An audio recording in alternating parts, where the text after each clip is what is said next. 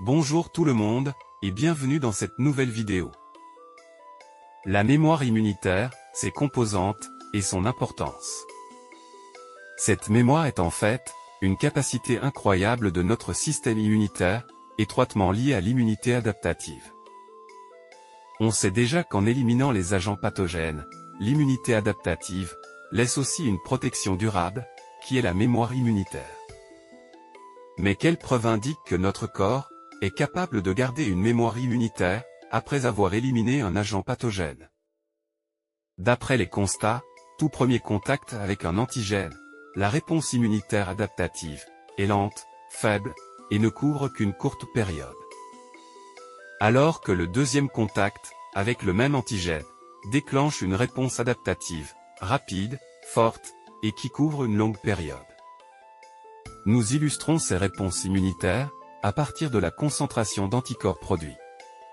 Lors de ce premier contact, avec l'antigène, la production n'est pas instantanée, et la concentration maximale des anticorps reste faible, ainsi que la période couverte. Mais, lors du deuxième contact, avec le même antigène, la réponse devient instantanée. La concentration d'anticorps produits augmente rapidement, et atteint un maximum supérieur au précédent. Et quant à la période couverte, elle devient plus allongée. Pour comprendre, voyons ce qui se passe lors du premier contact. Lors de ce premier contact avec l'antigène, les lymphocytes naïfs LT et LB sont activés au contact avec les CPA. Cette activation entraîne une multiplication clonale des lymphocytes T et B spécifiques, comme aspect d'une réponse immunitaire primaire. Dans chacun des clones LT et LB obtenus, existent deux types de lymphocytes, type 1 et type 2.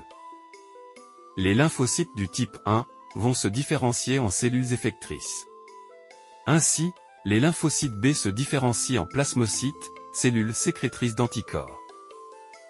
Alors que les lymphocytes T4 vont se différencier en lymphocytes T auxiliaires, ou helper-LTH. Tandis que les lymphocytes T8 se différencient en lymphocytes T cytotoxiques, ou lymphocytes TC. Quant aux lymphocytes du type 2, qui ne se différencient pas en cellules effectrices, ils seront gardés comme cellules à mémoire spécifique, sensibilisées contre l'antigène. Ces lymphocytes mémoire sont des cellules de longue durée de vie. Ils forment un stock de lymphocytes, dont le rôle est de mémoriser spécifiquement l'antigène, contre lequel ils étaient déjà dirigés, lors d'un premier contact. Ils sont capables de réagir rapidement et efficacement, lors d'une future rencontre avec le même antigène.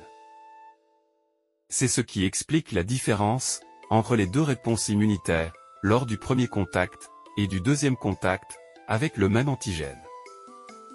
La mémoire immunitaire se compose donc de lymphocytes à mémoire spécifique, LT4, LT8 et LB. Eh bien, ce sont donc les réponses de l'immunité adaptative cellulaire et humorale qui développent la mémoire immunitaire. Cette mémoire est acquise lors de précédents contacts avec les antigènes. L'importance de la mémoire immunitaire réside dans le rôle clé qu'elle joue dans la protection contre les infections. Ainsi le principe de la vaccination, comme moyen de protection contre les agents infectieux, s'est fondé sur la base de cette mémoire immunitaire. La vaccination est l'un des moyens de protection contre des agents pathogènes. Elle consiste à injecter aux individus des substances immunogènes. Ce sont des substances non pathogènes, n'entraînant pas de maladie, mais capables de déclencher une réponse immunitaire.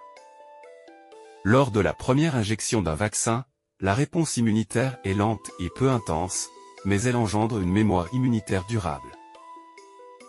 Mais lors de la deuxième injection du même vaccin, la réponse immunitaire devient plus rapide et plus intense, grâce à la mémoire immunitaire, ce qui renforce et prolonge cette mémoire.